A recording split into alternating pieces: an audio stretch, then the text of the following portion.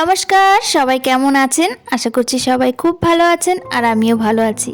Dream life বিউটির আরও একটি নতুন ব্লগে আপনাদের সবাইকে জানাই স্বাগত। এখন বাজে ওই দুপুর 2টো আর এখন থেকেই আজকের ব্লগটা আপনাদের সঙ্গে শুরু করলাম। আশা রাখছি আজকের ব্লগটা আপনাদের কাছে খুব ভালো লাগবে। আজকে আর সকাল থেকে ব্লগটা শুরু করলাম না, একদম দুপুরবেলা থেকেই ব্লগটা শুরু করলাম। আর এখন দেখতেই পাচ্ছেন আমি স্নান করে চলে এসেছি আর আজকে একটু শ্যাম্পু করেছি আর প্রচুর জামা কাপড় কাচাকুচি করা হয়েছে, তো সেগুলো করে একেবারে স্নান করে চলে আসলাম ঘরে। আর অনেক জামা কাপড় যেহেতু কাচা হয়েছে তো সেহেতু একটু লেট হয়ে গেছে, তো এখন তাড়াহুড়ো করে আমি এখন ছেলেকে খাইয়ে দেব। আজকে দুপুরে রান্নাটা মা করেছে, সকালেরটা আমি করেছি আর দুপুরেরটা মা করেছে।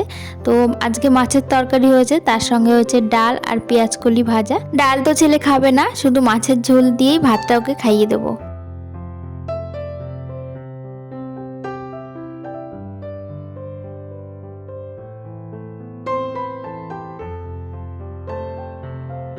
ছেলে বাইরে খেলা করছিল, তো ওকে এনে এখন ভাতটা খাইয়ে দিচ্ছি।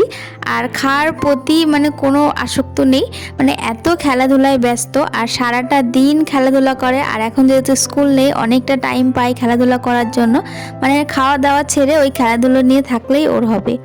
তো যাই হোক, ওকে তো খাইয়ে দিয়েছি আর আমিও এদিকে খেয়ে নিচ্ছি, কারণ অনেকটা বেলা হয়ে গেছে আর যেহেতু অনেক জামা কাপড় কাচাকুচি হয়েছে, খিদেটা একটু বেশিই পেয়ে গেছে। আর আজ যেহেতু মা রান্না করেছে, মায়ের হাতের রান্না তো অসাধারণ। আর মা যখন তরকারি রান্না করে না, এত সুন্দর একটা গন্ধ বেরোয়, বেশিক্ষণ না খেয়ে থাকা যায় না। তো চলুন আমি খেয়ে নিই, আর খাওয়া দাওয়া করে আরও কিছু জামা কাপড় রয়েছে বালতিতে, সেগুলো নিয়ে এখন ছাদে যাব।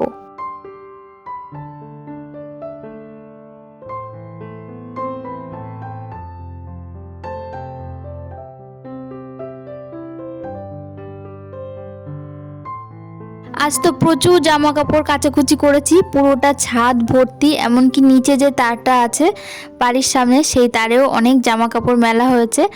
আর দড়িতে জায়গা নেই, তো সেই জন্য এখানে যে রডটা আছে এই রডটা আমি ভালো করে মুছে নিয়েছি। আর এখানে আমার নাইটিগুলো এখন মেলে দিচ্ছি, কারণ ছাদে আর এক ফোঁটাও জায়গা নেই। প্রতিদিন তো জামা কাপড় কাচাই হয়, আর পিরিয়ড শেষ হলে এত জামা কাপড় বের হয় কি বলবো, পারলে ঘরটা ধুয়ে নিলেও ভালো হয়, এরকম একটা ব্যাপার। প্রচুর জামা কাপড় কাচা হয়েছে। এখানে ছেলের আছে, ছেলের বাবার আছে, আর তার সঙ্গে তো আমার আছে। আর এখানে ছেলে বসে যে ভাত খায় আসনটা আছে, সেই আসনটাও ধুয়ে দিয়েছি। তো যাই হোক, আর শীতকাল যেহেতু জামা কাপড় তো আছেই, তার সঙ্গে চাদর সোয়েটার এগুলোও তো বের হয়। তো সমস্ত কিছু আজকে কেচে দিয়েছি। আরও কিছু জামা কাপড় রয়েছে, সেগুলো নেক্সট দিন, যেদিন আর কি শ্যাম্পু করব সেদিনকে কাচবো।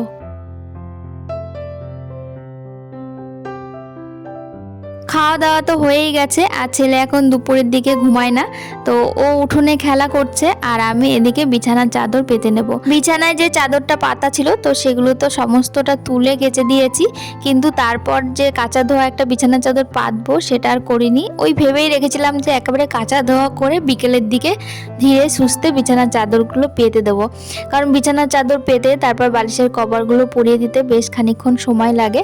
আর এখন যদি ওই কাজগুলো করতে থাকি তাহলে কাঁচা ধোয়া করতে আমার অনেকটাই লেট হয়ে যাবে, তো সেই জন্য রেখে দিয়েছিলাম। আর এখন তো দুপুরে খাওয়া দাওয়া শেষ, ছেলে ওদিকে খেলাধুলা করছে আর আমি এখন নিশ্চিন্তে বিছানাটা গুছিয়ে নিচ্ছি। আজকে অনেক দিন বাদে আবার সাদা রঙের বেড কভারটাই পাতলাম, কারণ বিছানার উপর সাদা রঙের বেড কভার পাতা থাকলে না বিছানাটা দেখতে ভীষণ সুন্দর লাগে। তবে ছেলে যেহেতু এখনও ছোট, সাদা রঙের বিছানার চাদর পাতলে না ও ধুলো পায়ে, নোংরা পায়ে মাঝে মাঝে উঠে যায়, তখন বিছানার চাদরটা খুব তাড়াতাড়ি নোংরা হয়ে যায়।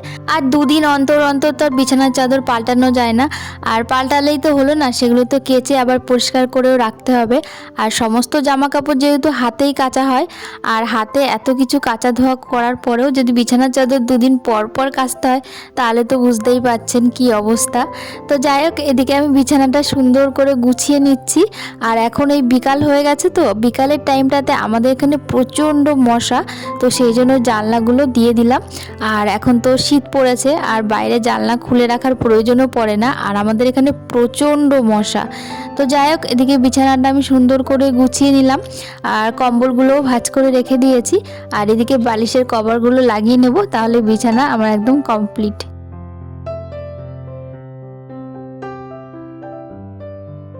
আজ আর আপনাদের সঙ্গে রান্নাবান্না কিছুই শেয়ার করতে পারলাম না, কারণ সকাল থেকে তো ব্লগটা শুরু করিনি, দুপুর থেকে ব্লগটা শুরু করেছি। আর আজকে দুপুরে রান্নাটা তো মাই করেছে, সকালেরটা যদিও আমি করেছিলাম, আবার রাতেরটা করব, কিন্তু দুপুরেরটা মা করেছে। আর মা না করলে পারে এত জামা কাপড় আমি কাচতে পারতাম না। মা নিজেই বলেছিল যে তুমি জামা কাপড় সমস্তটা ভিজিয়ে রাখো, আমি দুপুরে রান্নাটা করব, তুমি জামা কাপড়গুলো কেচে নেবে। কারণ ছোট একটা বাচ্চা আছে, আর রান্না বান্না করে শীতের বেলায় এত জামা কাপড় কাচা অসম্ভব। তো এদিকে দেখুন ছেলে এসেছে, আর এটা হচ্ছে আমার মামা শ্বশুরের মেয়ে, ও এসেছে খেলাধুলা করছে। আর এদিকে একটা নতুন চাবি রিংটা বেশ সুন্দর জগন্নাথ ঠাকুরের, তো ওইটা ওর সাইকেলের চাবিতে লাগাবে, তো সেই জন্য আমার কাছ থেকে নিয়ে গেল।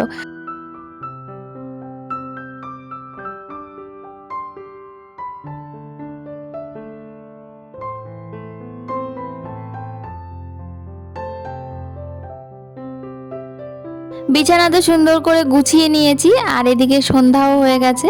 6টা থেকে ছেলের পড়া থাকে, আর আজকে আসবে ওর মেজো কাকা। পড়তে যেতে চাইছে না, তো আমি ওকে পড়তে পাঠিয়ে দিচ্ছি, কারণ ওর মেজো কাকা আস্তে আস্তে ওর পড়ার ছুটি হয়ে যাবে। আর ওর জন্য আমি এখন বানিয়েছি একটুখানি দুধ দিয়ে ওটস, ও এটা খেয়ে এখন পড়তে যাবে। তো চলুন ওকে খাইয়ে দিই। আর আজকের ব্লগটা এখানেই শেষ করছি। আজকের ব্লগটা আপনাদের কাছে কেমন লাগলো অবশ্যই কমেন্টের মাধ্যমে জানাবেন।